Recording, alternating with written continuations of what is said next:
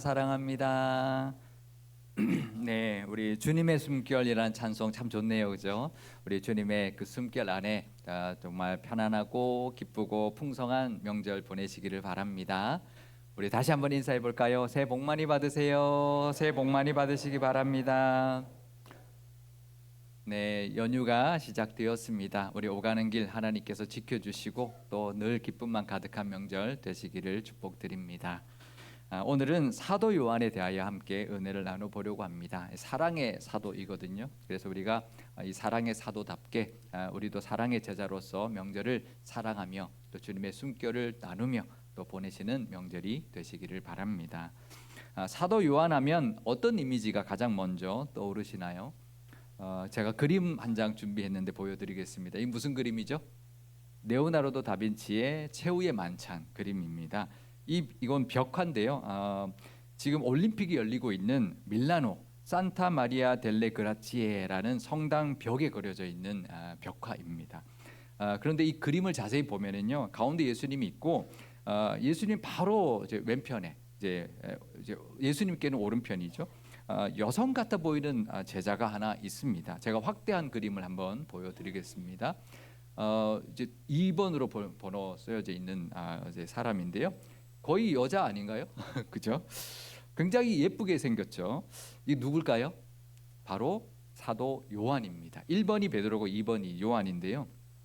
사도 요한을 이렇게 굉장히 부드러운 이미지로 여성처럼 그리고 있습니다. 근데 이 그림만 그린 게 아니고요. 다른 성화에 보면 굉장히 이 사도 요한을 굉장히 부드러운 사람, 마치 여성 같은 그런 이미지로 미소년처럼 그리고 있습니다.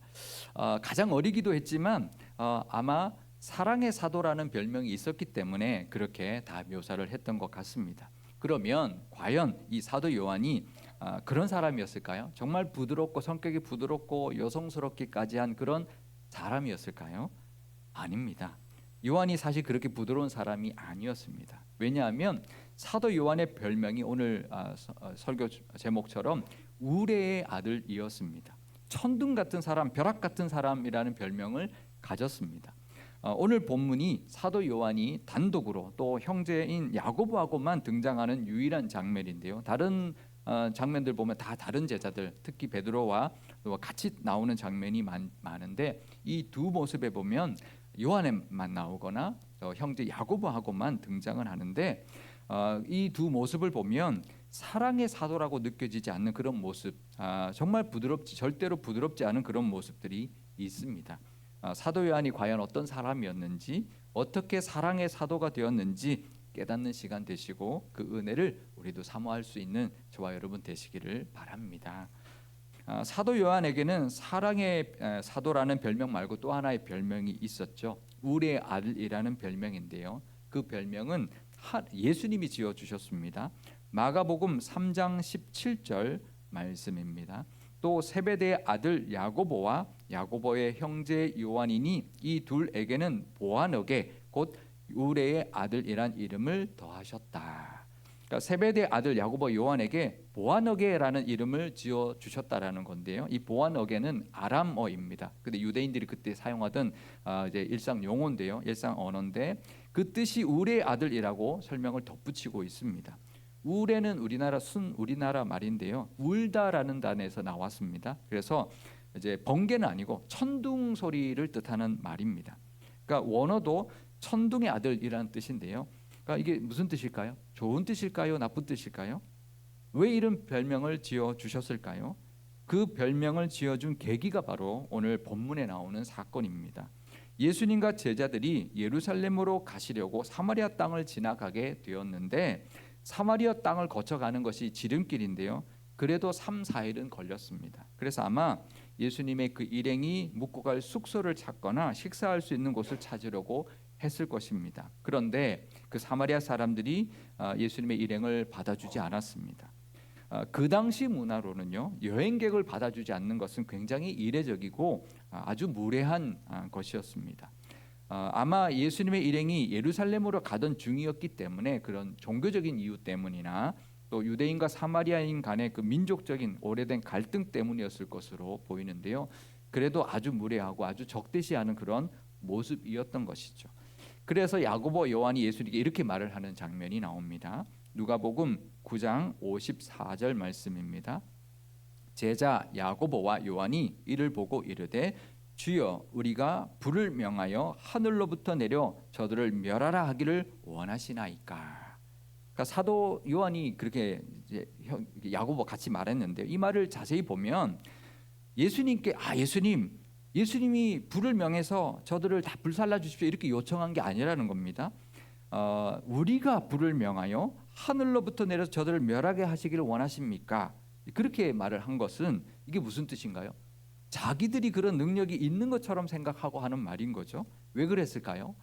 그건 아마 바로 얼마 전에 예수님으로부터 능력을 부여받아서 그 능력을 행한 적이 있었기 때문이었을 겁니다. 누가복음 9장 1절과 6절 말씀입니다.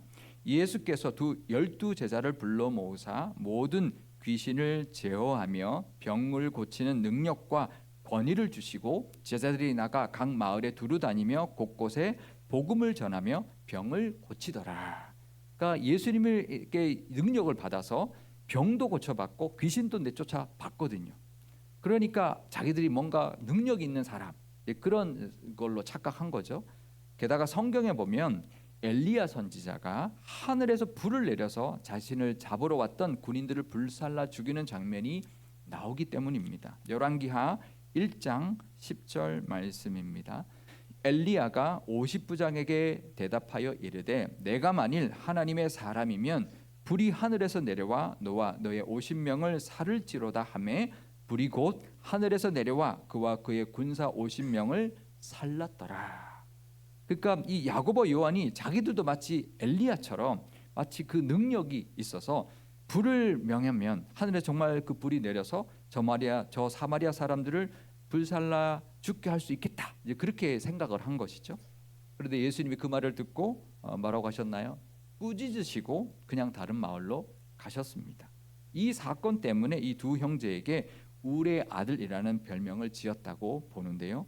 그러니까 사도 요한이 처음부터 사랑이 많고 부드러운 그런 사람이 아니었다라는 거죠.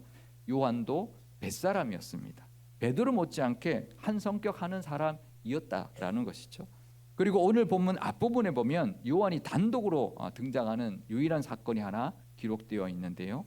누가복음 9장 49절 말씀입니다. 요한이 여짜오되 주여 어떤 사람이 주의 이름으로 귀신을 내쫓는 것을 우리가 보고 우리와 함께 따르지 아니하므로 금하였나이다.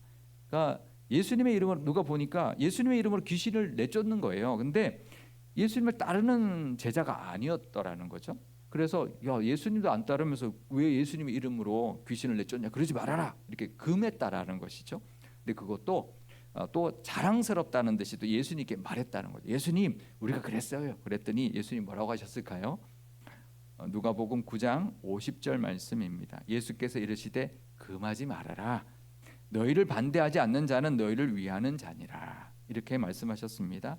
그러니까 반대만 안 하면 되지 뭘 그것까지 하지 말라고 하느냐. 그 사람들까지 다 품어라. 그냥 넉넉해져라. 그러시는 거죠.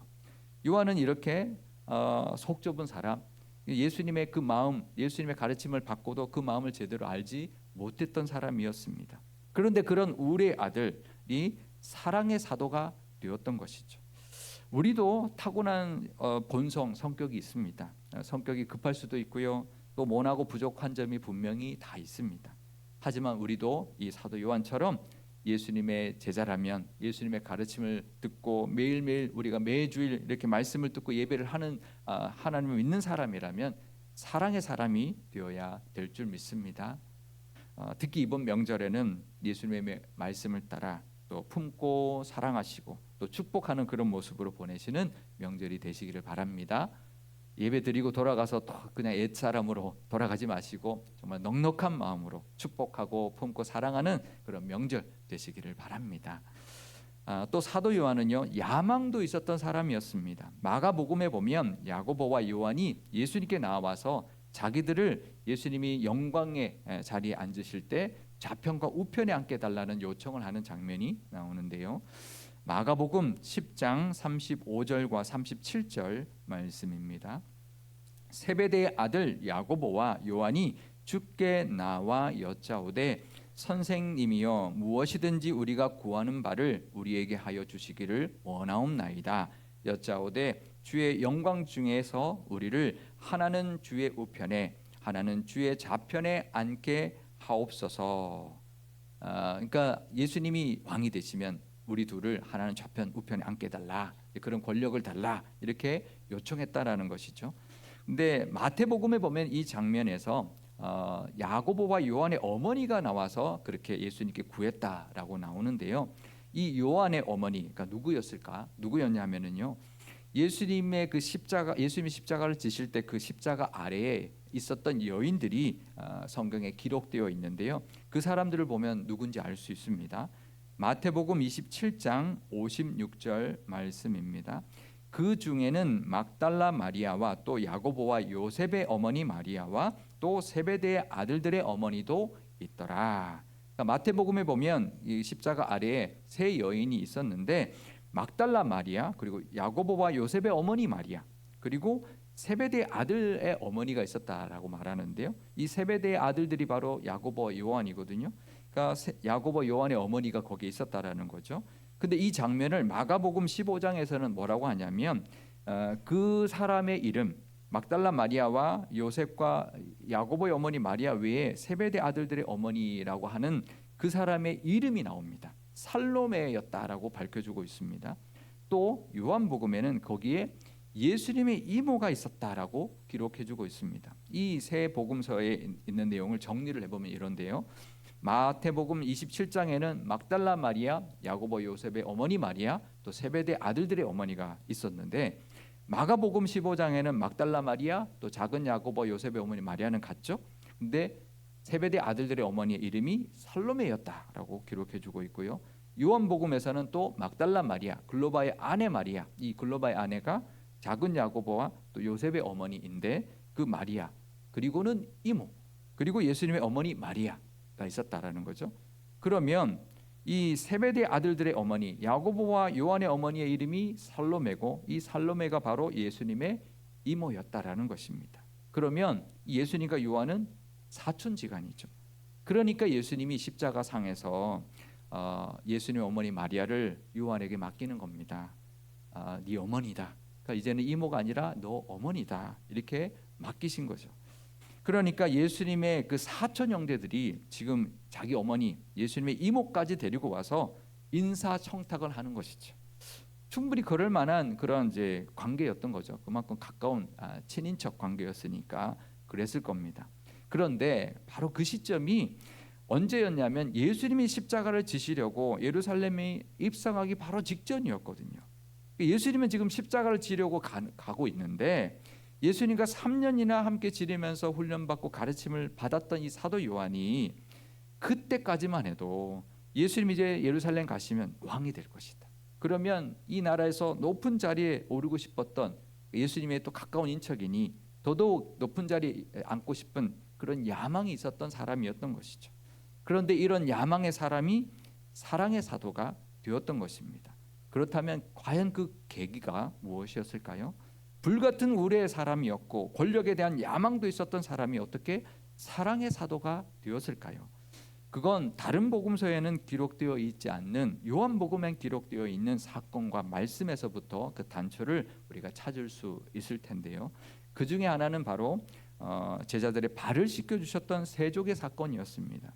이 사건은 다른 복음서에는 기록되어 있지 않거든요.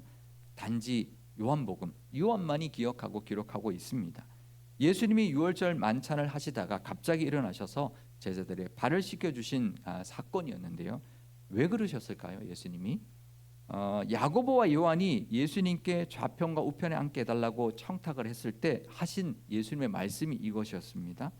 마태복음 20장 26절 뒷부분에서 28절 말씀입니다. 너희 중에 누구든지 크고자 하는 자는 너희를 섬기는 자가 되고 너희 중에 누구든지 으뜸이 되고자 하는 자는 너희의 종이 되어야 하리라. 인자가 온 것은 섬김을 받으려 함이 아니라 도리어 섬기려 하고 자기 목숨을 많은 사람의 대속물로 주려 함이니라. 이렇게 가르쳐 주셨습니다. 그러니까 높아지려 하지 말아라. 섬기는 자가 되어라. 나도 그렇게 왔다. 이렇게 말씀하셨던 것이죠. 그런데 그 말을 다른 제자도 다 들었겠죠. 그런데 지금 마지막 유월절 만찬 중에도 제자들은 뭐라고 하고 있었냐면 누가 더 큰지를 다투고 있었다고 누가복음은 기록해주고 있습니다. 누가복음 22장 24절 말씀입니다. 또 그들 사이에 그중 누가 크냐 하는 다툼이 난지라. 그러니까 예수님이 지금 만찬 후에 십자가에 달리셔야 되는데 이 만찬하고 있는 중에도 누가 더 큰지를 이제는 다투고 있었다라는 거예요. 그러니까 예수님이 이제는 말로 안 되겠구나. 그래서 직접 아무 말씀 안 하시고 그냥 일어나신 거죠.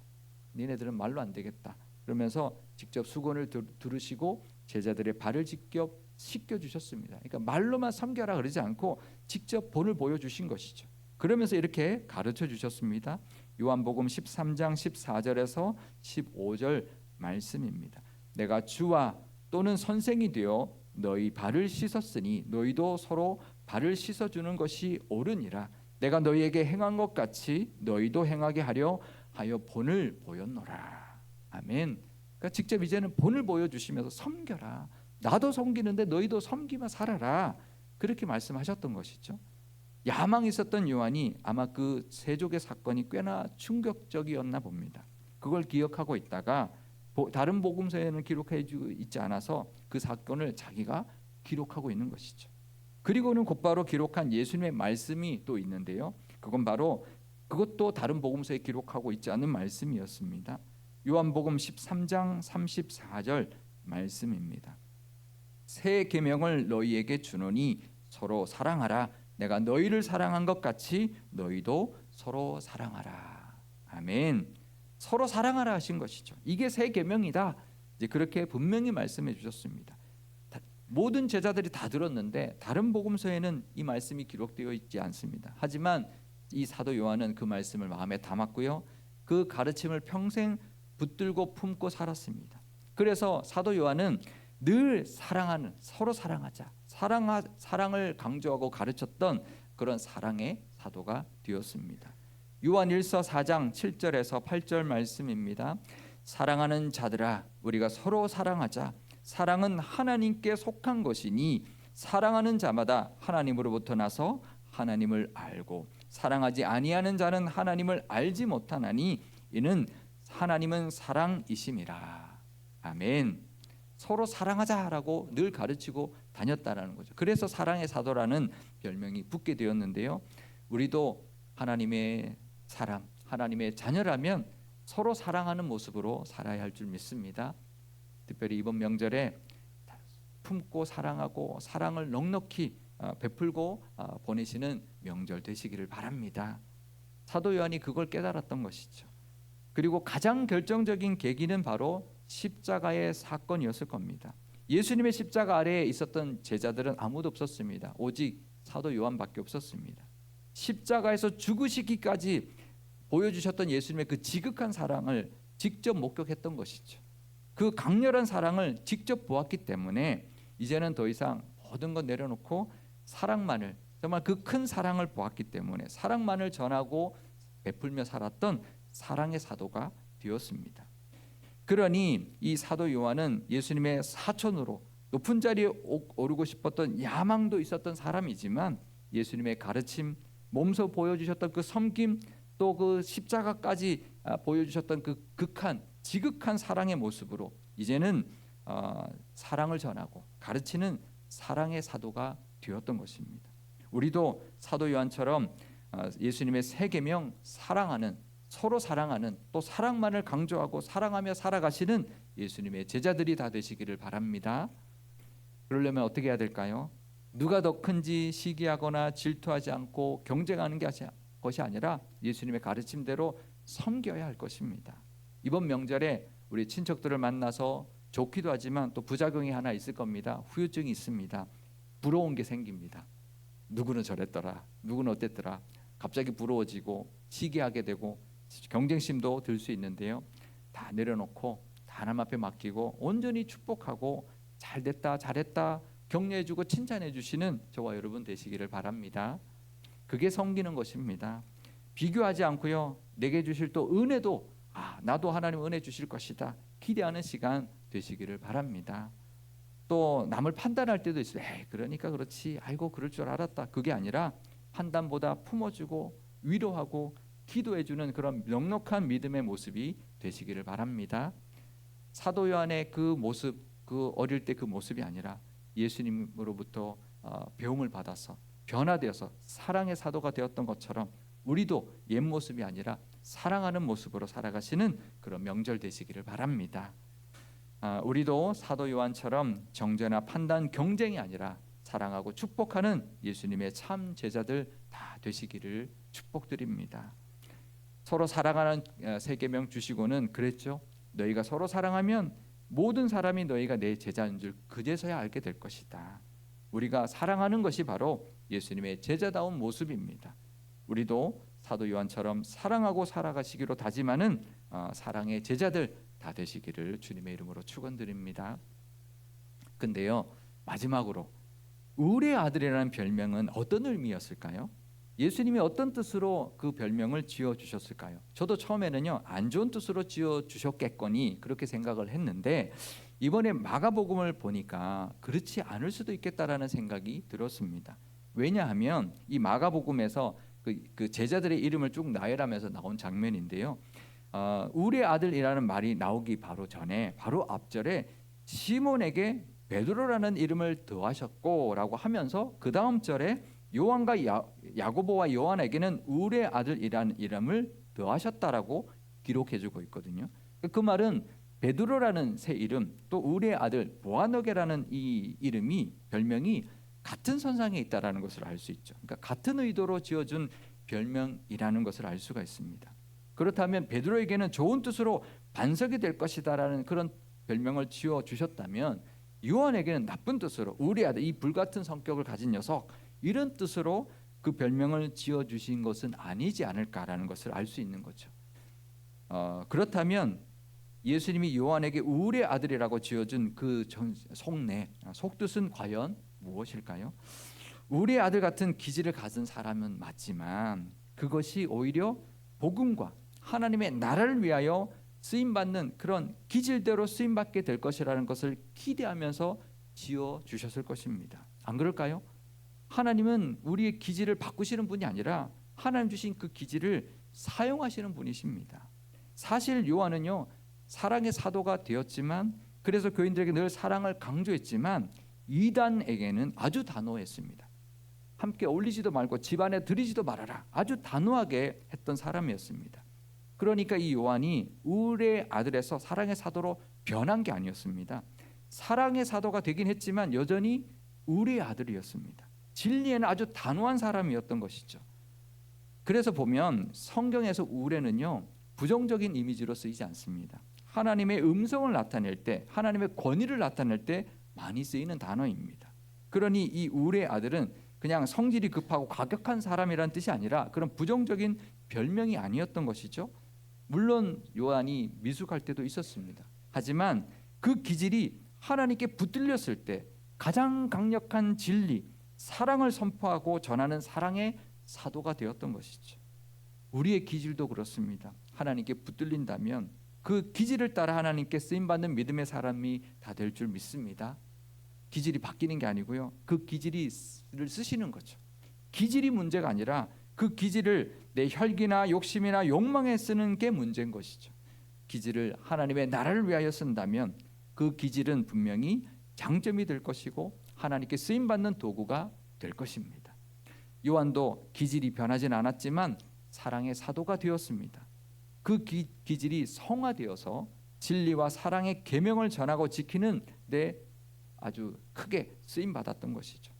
우리도 우리의 기질을 쓰시는 하나님께 붙들려서 서로 사랑하고 섬기는 또 하나님의 기대대로 성장해 나가는 성숙해 가는 믿음의 사람들이 다 되시기를 주님의 이름으로 축원드립니다.